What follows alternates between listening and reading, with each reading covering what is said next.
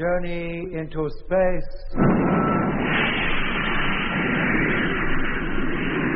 The BBC presents Jet Morgan in The World in Peril.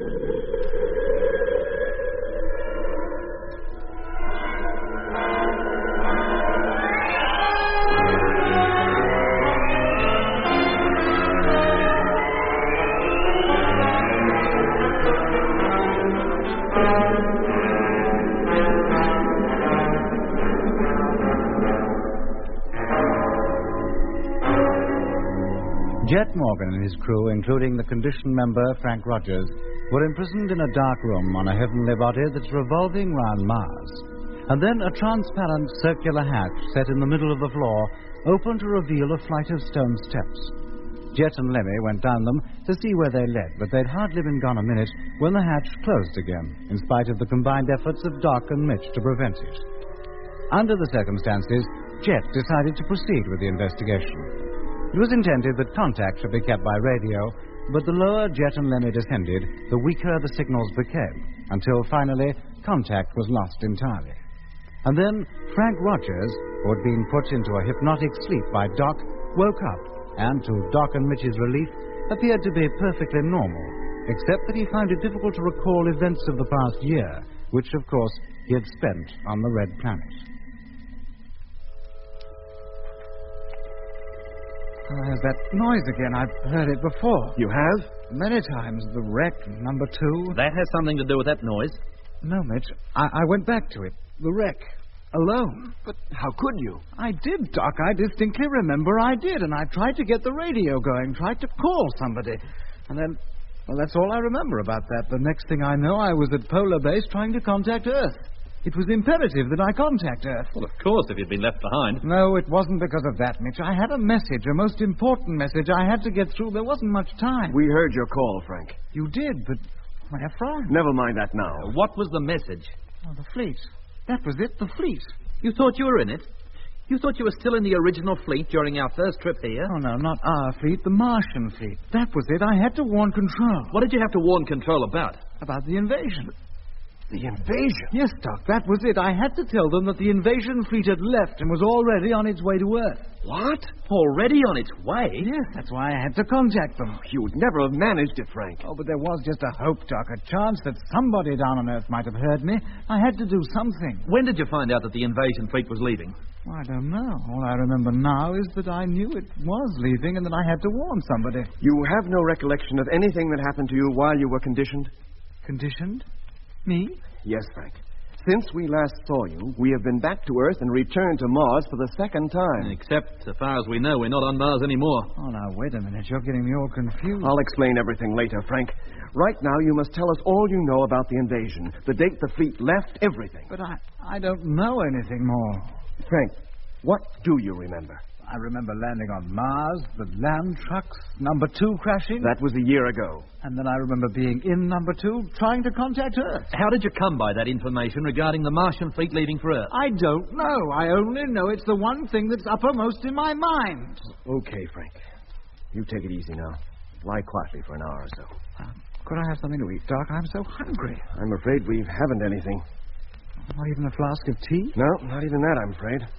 Doesn't the ship carry tea anymore? Well, there's lots of it in the Discovery, but we're not in the Discovery, Frank. Where are we, then? I wish I knew. Now, you take it easy. When you've rested a while, I'll come and talk to you again. Yes, Doc.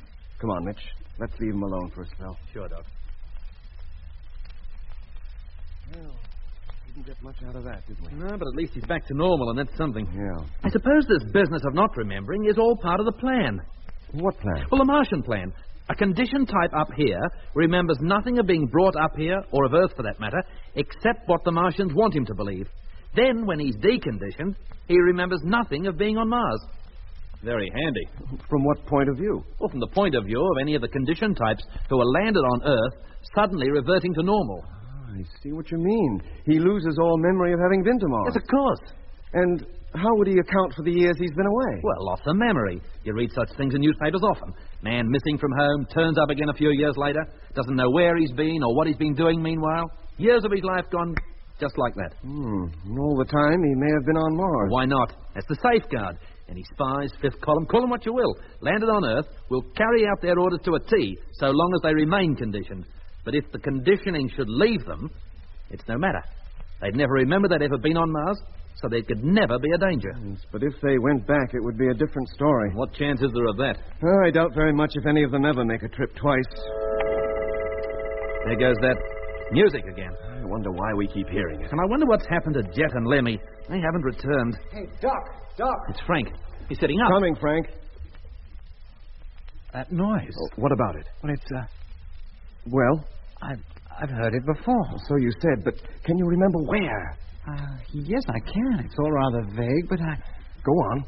It reminds me of a huge control room. Where? I don't know, but lots of other men were there, dozens of them. We were all seated at control desks, that's right. What were you controlling? Well, I can't remember. Orders were given, and we manipulated the controls accordingly. And something I was handling always produced that kind of noise. Was it a ship, Frank? A sphere, maybe? A sphere? A Martian sphere. Remember the kind you saw on top of the pyramid in the canal out in the Argia Desert? Oh, no, not exactly. I seem to remember a sphere of some kind, though, but a huge one. It needed a whole army of men to run it. We even lived in it. Wow, then it must have been a size. Doc, let me get up. Sure, go ahead. I want to look around. Why? Is this place familiar to you? It was in a place like this that we slept when we weren't on duty. Frank, have a good look round. Maybe the sight of a few more familiar objects will bring a few more things back to you. Yes, they're beginning to come back. That hatch, it leads downstairs, doesn't it? Yes, that's right. Yeah, but it's shut tight. It won't open. Jet and Lemmy went down there just before it closed. We've heard nothing from them since. And that astrodome up there, does it give you a clear view of what's outside? You're too right, it does. Is it barren out there? Yes, it is. Just like the Earth's moon, only a lot rougher and on a smaller scale? Yes. An asteroid. What? An asteroid, that's what we're on. But what would we be doing on an asteroid? Well, the Martians control them, live in them. Live in them? Oh, that's why you never see a Martian on Mars. They hardly ever set foot on the place. They spend most of their time between here and Jupiter in the asteroidal belt. But how can they possibly live on asteroids? They don't live on them, Mitch. They live in them. You mean under this floor, somewhere at the bottom of those stairs, is a Martian? Almost certainly. And what about the Earthmen aboard? What do they do? They're the crew. Crew? But you talk as though this is a ship. It is, Mitch, a great spaceship. The Martians can propel these things through space. Of course. Yes, they can, Mitch. Don't you remember? Jet and Lemmy saw exactly the kind of thing Frank's describing hovering over the Earth. Great spaceship carriers carrying spheres which landed on Earth, dropped a number of personnel, and then returned to the mothership again. Well, I know nothing about that, Doc. Yeah, but you were on one. Or so you think. Yes, but I don't remember ever going anywhere near Earth. No, it's not likely they'd let you know if you did. Did you ever know where you went, Frank? I can't say I did, Doc. I did my turn of duty at the panel and slept in a place rather like this. That's all I remember clearly. Well, you have good look around here. See if you were reminded of anything else. Yes, Doc. Right away. Martians living on asteroids. Do you think there are any on this one? Who knows? How can we even be sure Frank's got his facts straight? Well, I see the line up all right. He knew what the scenery outside looked like without even a glance out of that astro hatch. Yeah, but look, what about Jet and Lemmy? Yes, you don't have to remind me. It must be a couple of hours now since they started down those steps. Have they met any Martians? And if they have, what's become of them? Jet and Lemmy, I mean. I hate to think, Mitch.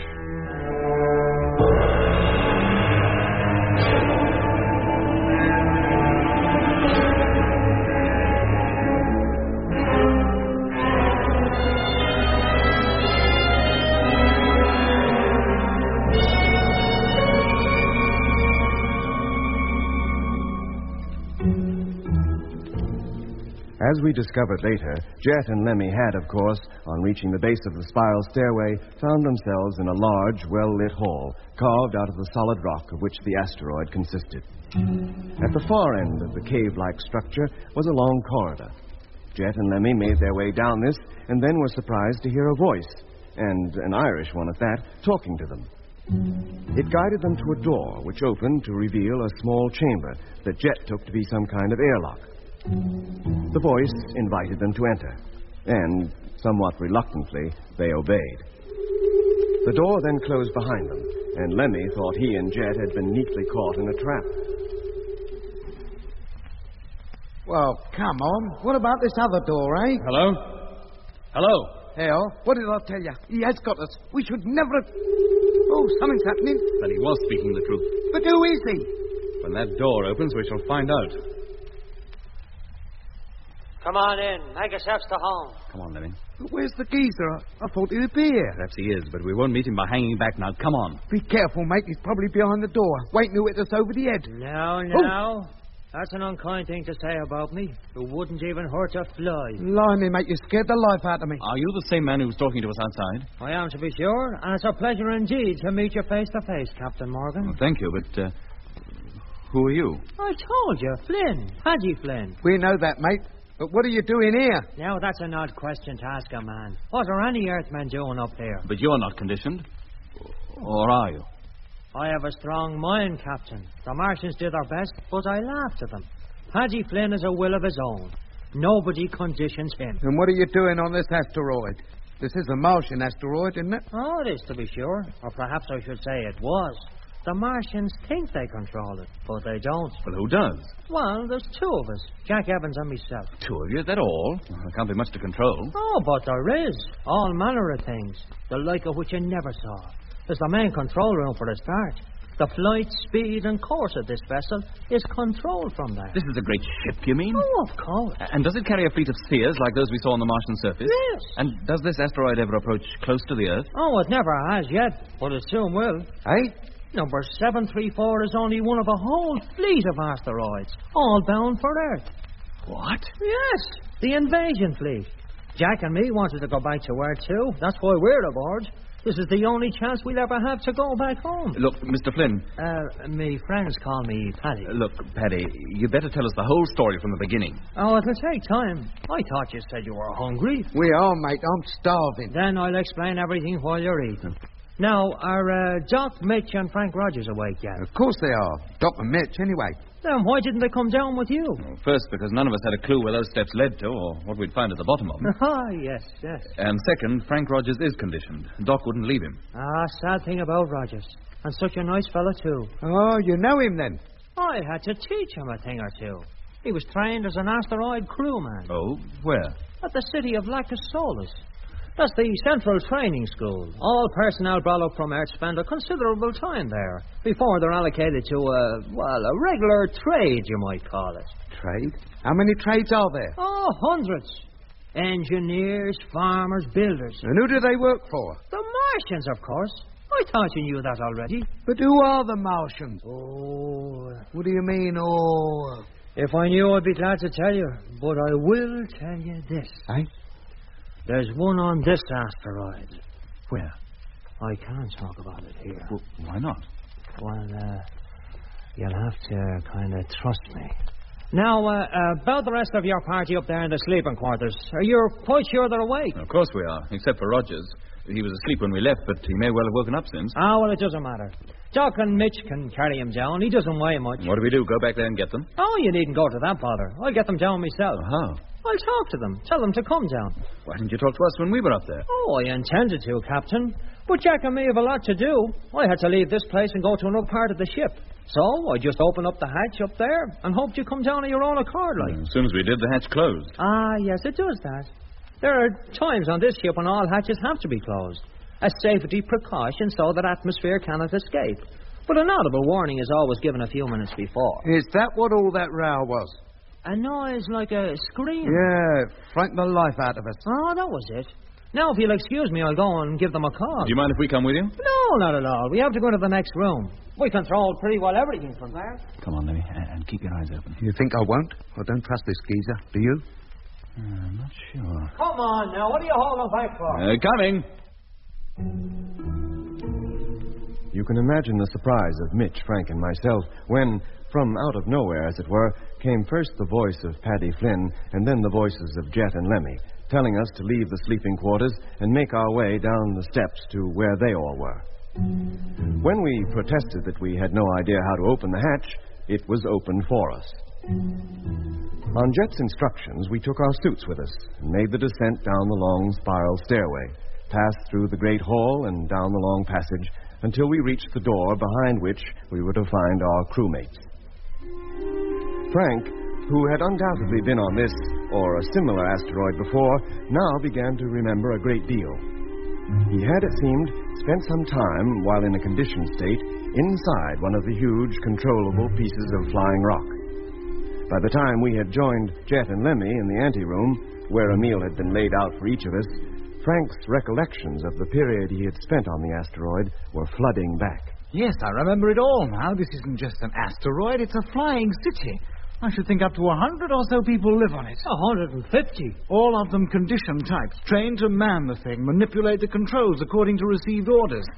Now, where they come from, I can't remember. From a place like this. I give orders myself. You do? And why not? Of course, I received them from somewhere else in the first place. From where exactly? From what you might call the nerve center. From inside the asteroid? Precisely. But who gives you the orders? The Martian who is in charge of this asteroidal ship. Yes, but where is he? And what's he look like? Is he human? I don't even know whether we should refer to him as he or she. Doesn't his or her voice give you any indication? Well, it's a very high-pitched voice. You might call it feminine. But the things it says and the way it says them are distinctly masculine. He never speaks except to give an order. What makes you think he's on this ship, as you call it? There's one room here which none of us has ever entered. Well, why not? There are notices which make it perfectly clear that you should keep out. That's right, I remember that. Not that there's any need to tell people to keep out. There's no way of getting in that I can find. Well, how can you be sure there is anyone in it? Well, it's a well-known thing that at least one Martian dwells in every asteroid. Of course, some say more, 2 or 3. They give the orders to trustees like Jack and me. And those orders are passed on to the conditioned crew who carry them out. But don't the Martians ever come out of their rooms? I've never heard of one coming out. You mean they spend their whole lives in there? No, I wouldn't know that. But how do they live? What do they live on? I wouldn't know that either. Well, come to that, what do you all live on, Paddy? Where do you get your food? From Mars. All the food we carry is grown on Mars. When we run out, we approach the planet, release the spheres, and pick up more. Pick up new personnel, too. Send back the old ones. And what for? Because no man can remain conditioned forever, isn't that right, Paddy? Oh, you're right. That's right. The conditioning gradually wears off, but before it's worn off completely, the men are returned to the lacus solis. For a refresher course, as you might say. Only sometimes the conditioning wears off completely. The subject becomes immune to it. And then they have the choice of throwing their lot in with the Martians or working in the factories. Forced labour. You might even call it slavery. How many of that type are there? Hundreds. But you, Paddy, threw your lot in with the Martians. They treat you well if you do. Then why are you treating us so well? We hold no brief for them. The fact is, Captain, you're looking as a rebel. Eh? So long as I knew there was no chance of getting back to home, I did as I was told. But now a whole fleet of asteroids, just like this one, is about to leave for Earth. They haven't left yet, then? No, but we expect our sailing orders any minute. Just how many of those asteroids are there? Dozens of them. Hundreds for all I know. And all the men on them are to land on Earth? Oh, no. Normal types like me are not allowed to. And only a selected few of the condition types will actually make the landing. And what do they do when they get there? And nobody's told me that. Where does the rebellion come in, then? It seems to me that things are going exactly the way the Martians want them to. That's where you come in. Oh, I thought we'd be dragged into this. Well, how do we make any difference? Oh. I have to leave you now. Where are you going? That noise. It's Section 4 air conditioning. Happens about every hour. Excuse me, I'll be back directly. The men down there can't do a thing unless I order them to. Frank, where's he going? I don't know, Doc. I don't remember being in any place quite like this. Well, wherever it's going, it's gone. What do you make of all this, Doc? Oh, I don't know, Jeff. You think he's genuine? About being a rebel, I mean. I wouldn't bet on it, Mitch. Hey, listen. There's that celestial choir again. Anybody else hear it? Yes, I can. What? That's no choir. Can you still hear that singing, Lemmy? No, Jet. It stopped now. Just as it did before when that noise came on. Oh, crikey, what's that? The wall! Look at the wall! For Pete's sake. What is it? Oh, blimey, what's happening? Lemmy! Oh, let me get out of here.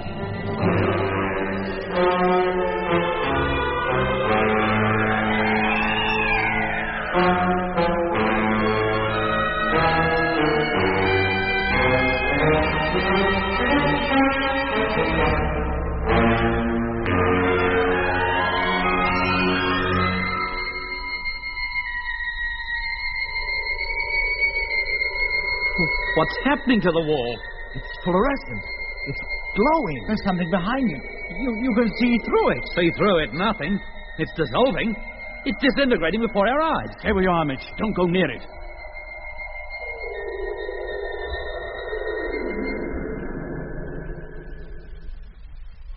Good grief. It's completely gone now.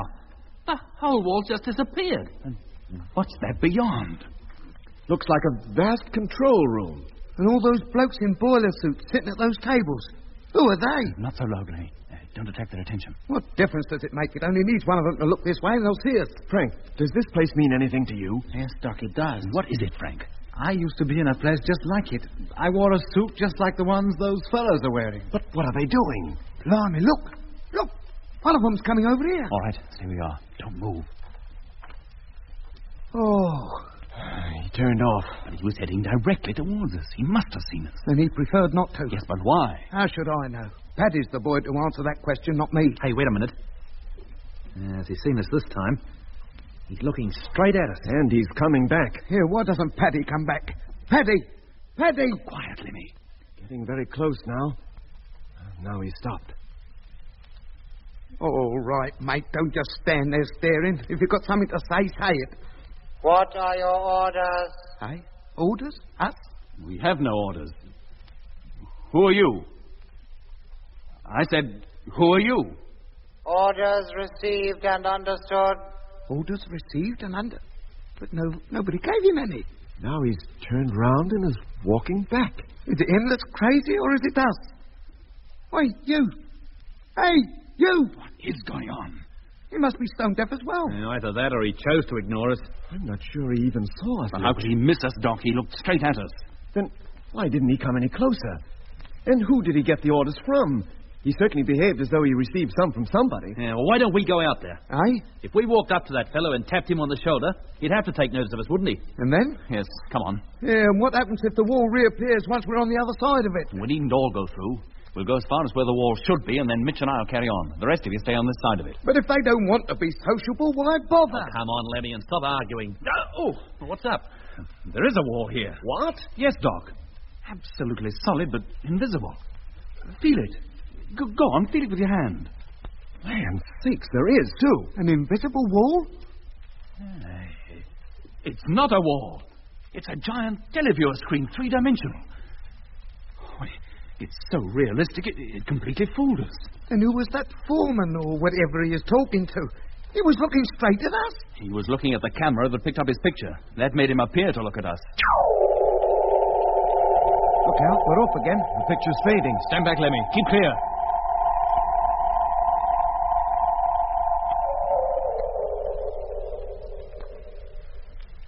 Well, looks just like a normal wall again. The show's over. What? No Mickey Mouse? It's as solid as a rock. What can it be made of? Rock? And how can it show a picture? You'd expect it to be thin glass or something similar. Yeah, when you stand back a bit, you can make out its shape. Yes, it's a little darker than the rest of the wall. I wonder we didn't notice it before. How many other surprises are they going to spring on us? Aye. Why don't I keep my mouth shut? All right, it's only Paddy returning. Oh. Sorry for the interruption, gentlemen, but certain things have to be attended to. You know how it is. I wish we did know how it is. The next time you play any of those Wizards of Oz tricks on us, you might warn us. The Wizard of which? What Lemmy is trying to say, Paddy, is that the moment you left the room, the wall over there disappeared, and a three-dimensional picture took its place. Oh, that. That's quite normal. Just a televiewer, that's all. With a three-dimensional screen the size of a wall?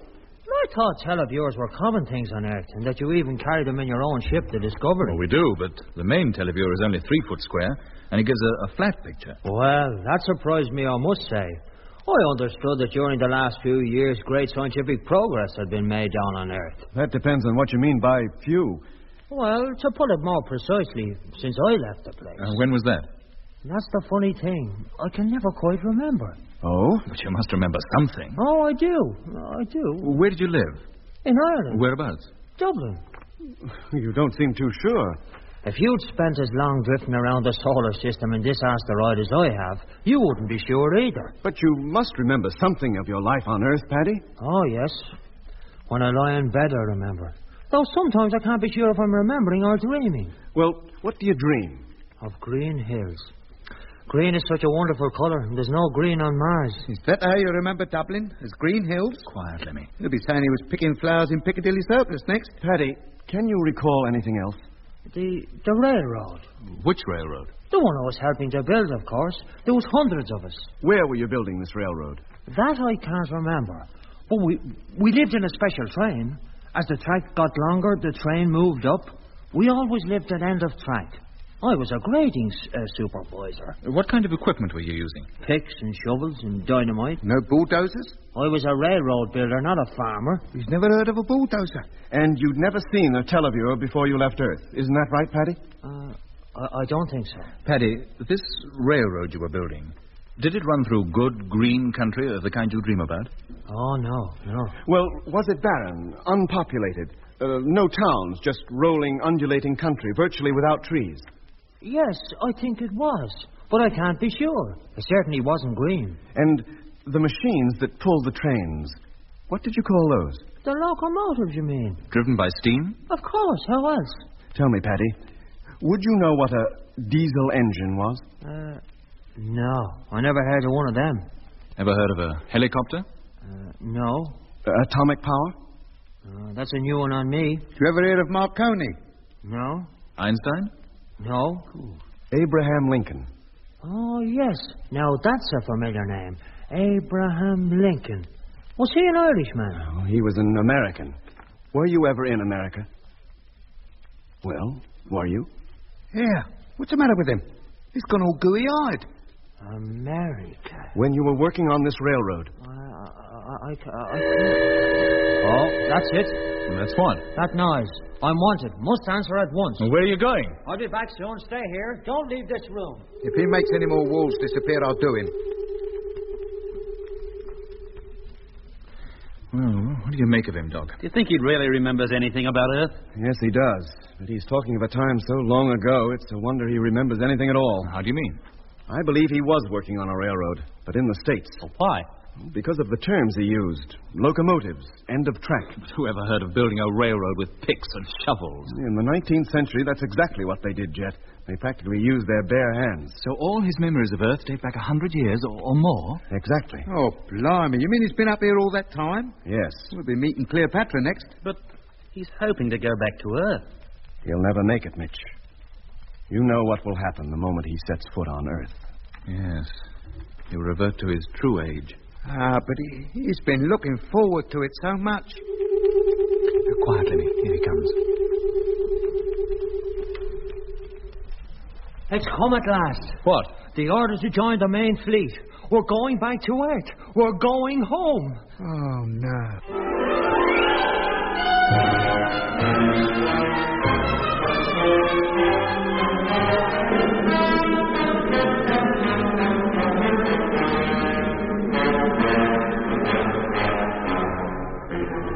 That was episode 10 of Journey into Space. Taking part in this recording were Andrew Foles as Jet Morgan, Alfie Bass as Lemmy, Guy Kingsley Pointer as Doc, and Don Sharp as Mitch. Other parts were played by David Jacobs and Pat Campbell. The orchestra was conducted by Van Phillips, who also wrote the music.